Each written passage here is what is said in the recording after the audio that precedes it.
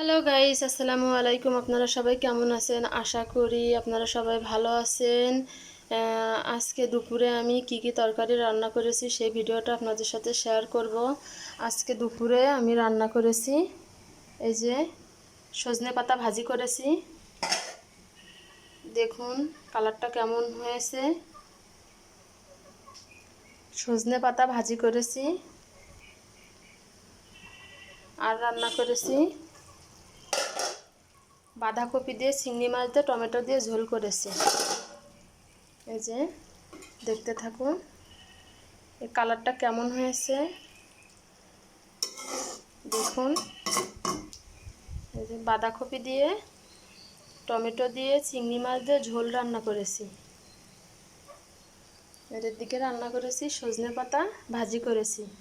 এই রান্নার ভিডিওটা আপনাদের যদি ভালো লেগে থাকে লাইক কমেন্ট শেয়ার করে দিবেন। ধন্যবাদ সবাইকে।